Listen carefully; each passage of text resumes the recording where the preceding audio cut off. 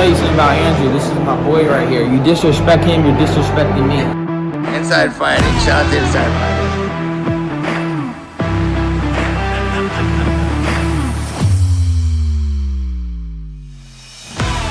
We are back. It is the Fight Season Podcast. It's me, Jesse Rowe, with Inside Fighting, joined as always by our head writer, Timothy James, a.k.a. Timmy Shoes. Timmy, it's been a couple weeks, had a little bit of a break, but I'm happy to be back with you, my man. How are you?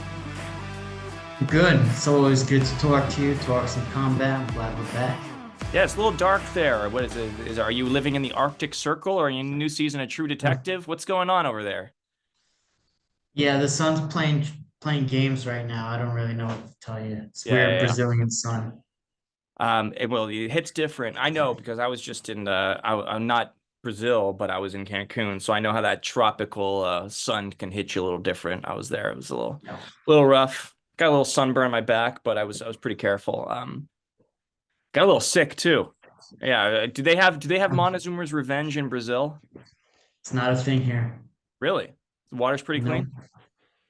The water's clean. Everyone has a water filter. I've never had a problem. Did have a good weekend. The question is, what? Who had it worse? You or Volkanovski? Oh God. Well, that's what I was leading into. It was it was a good. I'm happy that I was at home sick watching some good fights, because that was a great fucking card. UFC 298 was truly like an awesome card. Makes 297 look like dog shit, which 297 was, and even Dana White said that it was. But really great night of fights.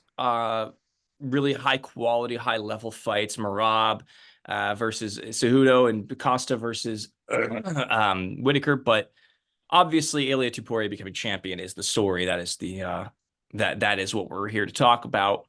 And just before we really get into what we're gonna discuss here, just what was your reaction to the fight, seeing Volk get knocked out a second time in a row? Just give your quick thoughts on it before we move on. It was depressing. Yeah. You just hate seeing legends go out like that. I swear to God, I don't know how many times I have to go through this, where it's like, I tell myself not to get attached for fighters. I try not to root for fighters, because every time I do, this happens. I wanted Volk to win, not because I have anything against Topuria, but just because I wanted him to cement that legacy as one of the greatest. I had talked about this before, how he needed to beat Topuria to really get to that next level, to really challenge Jose Aldo's status as the GOAT. And yeah, man, I don't know if you saw the picture of him like floating midair, like lost in space. Yeah. It was absolutely fucking brutal. But Ilia Topuria, that man is the real deal. I wish that we had done an insider betting, because I was going to predict Topuria to win. And I even told you that I thought Topuria was going to win. I thought Volkanovski made a huge fucking mistake taking that second Islam fight. He'll never admit it. Massive miscalculation on his team's part. They should have never taken that. If he was drinking every day like he says he was, why would they ever take a fight against Islam, who's literally one of the most structured guys in the UFC, in the history of sports, maybe, just he'll never have a sip of alcohol. Just, I don't know. I thought that was a big mistake. It's against his religion.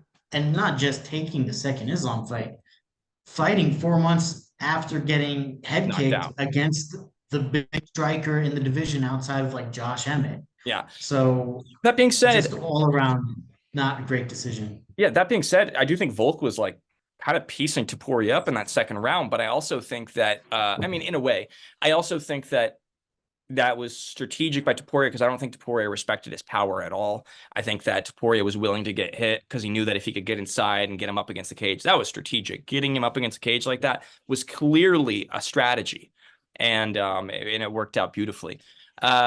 That being said, man, we have a new superstar in the UFC, massive star, Ilia Topuria is, and I really want to get onto this topic because I'm very excited about it. I have been saying this for a while, and I think that we're starting to see it come to fruition. I'll get the numbers up here, but there's all this talk about Sean O'Malley being like the next Conor McGregor. I mean, Sean O'Malley himself will try and tell you he's the next Conor McGregor. And he was trying to get the Ilia fight moving up to featherweight if he beats Chito Vera on the next pay-per-view. he wants to fight Ilia. So he obviously recognized that Ilia is a big name, but I don't think people were really aware of what was actually happening with Ilia in terms of like what his star power would be in the UFC. I think everybody thought that Sean O'Malley was like the next big name. And my theory is I actually think Ilia Topuria is already bigger than Sean O'Malley and will forever be bigger than Sean O'Malley. And there's a couple of reasons why. I want your thoughts on it before I do. Ilia Topuria did a collaboration post on his victory with Real Madrid, who's the biggest sporting team in the world, probably, maybe one of like the top 3 sports teams in the world. Did a collaboration with them. And that boosted his, he went from like 2 million to 3.2 million on his social media following. Sean O'Malley's currently sits at 3.9 million. But a lot of that comes from being part of working with the Nelk boys, you know, and a lot of that comes from like his early days from like, you know, getting the knockouts on Dana White's Contender Series and his buildup. It's not necessarily something that grew from him becoming champion where it did for Ilia. So I'm wondering what your thoughts are on that. Well, we talked about this a little bit before the podcast, how big of a difference it makes that Ilia has a whole country behind him. You know, that was a big factor in Conor McGregor's rise to stardom as well. He had Ireland, and the Irish fans are very rabid. Ilia Topuria just folded an entire country, an entire swath of new fans into the mix. I think Europe, you know, Southern Europe, especially now, is being brought into the fold through Ilia, through you know, Cyril Gane, and you have other guys that brought in France, and they're all going to get behind Topuria. And listen, here's the thing: there are similarities between the two. I don't think either guy is that good on the mic, but Right. I think it works. Like people give more of a pass to Ilia not being good on the mic because it's like his 4th or 5th language, right? I think English is his 4th language. But Sean O'Malley, you know, the American fans don't get behind their guys for being from America. I think he's from Ohio, if I'm not mistaken. So that's obviously a huge factor. And at this point, I think you're right. Ilia's star is rising fast, and I think O'Malley's kind of stagnated. You know, so by the way, O'Malley is born in Helena, Montana, but he fights out of Phoenix, Right. born in Montana. So I do think the fact that it's a country, it's not just that, it's not just Spain, it's also Georgia. So he has 2 countries that are behind him. But I also think that like Europe will get behind Ilia. And Spain is not just like a normal country. Spain is like one of the most like rabid sporting countries in the world. And when you have, you know, Real Madrid getting behind you like that, I just saw that on the cover of, I got to pull this up. I had this earlier. He was on the cover of a magazine. While you're searching it up, I did see a post about how O'Malley's post-fight interview after he knocked out Aljo was just under 600,000 views on YouTube, and Right. Topuria's was over 1 million. And it's funny because, you know, these are 2 guys.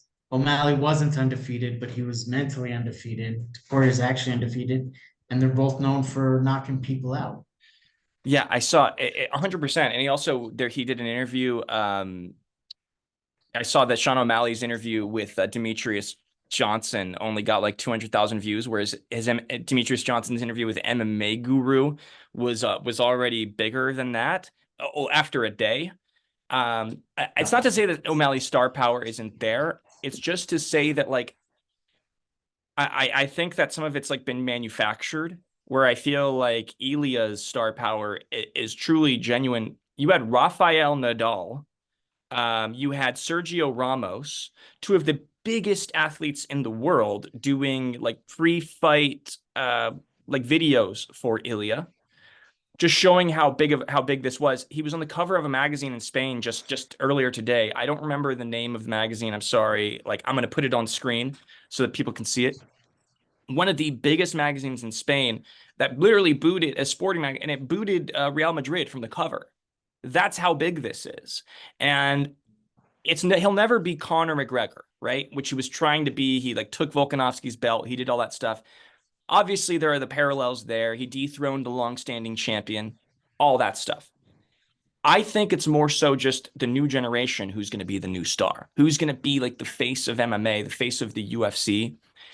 And like I could see Tom Aspinall having a claim to that if he can maybe like become the true undisputed champion and all that, especially if he ends up defending against Cyril Gane and beating him, then he's got more of a claim to European fans.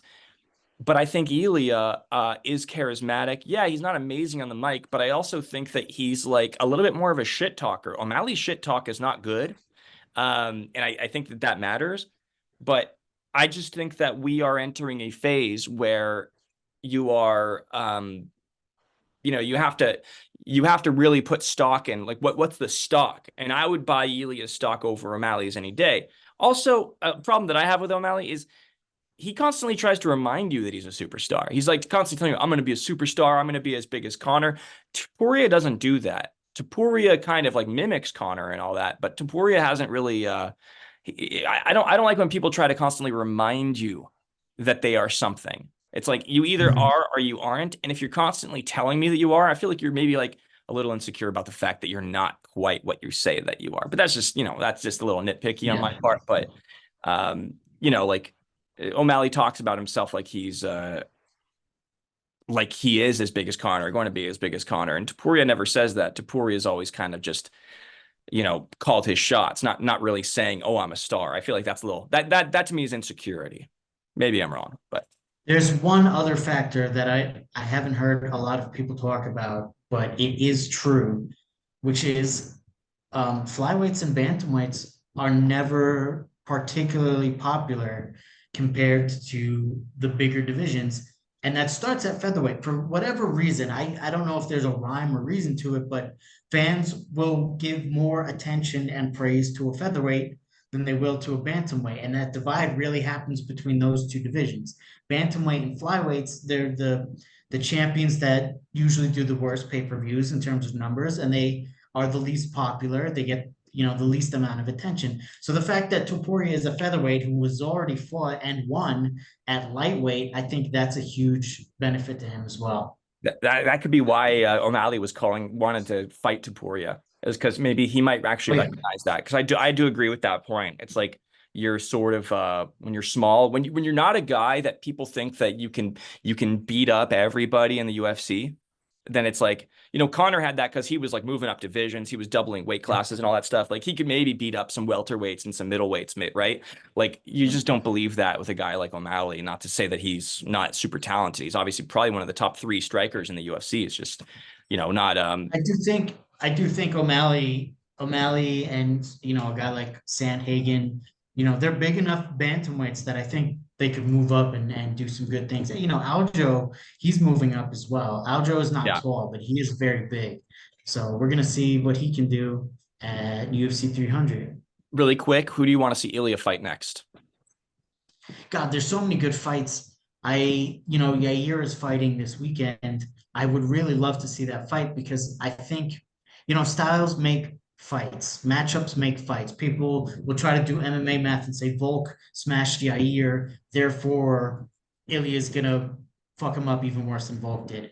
Fights don't work that way, never have worked that way. I think stylistically, Yair is a big challenge for Topuria because of how dynamic his kicks are and because of his range. If you look at the first round, Volk was kicking a lot and he had success. He won. It was a close round, but I think he won. All the judges gave him round 1. But Yair is going to be able to do that with more dynamic kicks, more powerful kicks, and a much larger range. Now, we remember what happened against Jai Herbert. Ilia Topuria got head kicked. He almost got knocked out. He didn't, and he came back and won that fight in spectacular fashion. But Yair is a guy who can do those things. So I hope Yair wins, and I hope that fight happens because Yair was talking shit. I was just going to say that. Yeah. There's actual beef there. There's actual beef there, and you don't see Yair really talking about people other than maybe Jeremy Stevens. You don't see Yair really saying anything about anybody. He's normally very respectful. He really doesn't like Topuria, so that'd be fun, especially if the fight's in Spain. You got Yair a Mexican going to Spain, a country that colonized his country. Let's get the storyline writes itself. Let's go. Okay. It's so beautiful. Also, I just want to throw this out there. Everyone, whether we're not allowed to say this, but it's a fact. we'd all rather watch Yair Rodriguez versus Ilia Topuria than Ilia Topuria versus like a Evloev. Okay, Yeah, no, that would I be want to see boring. some Evloev fantastic doesn't- striking and Yeah. big time knockouts. I don't want to see Evloev, you know.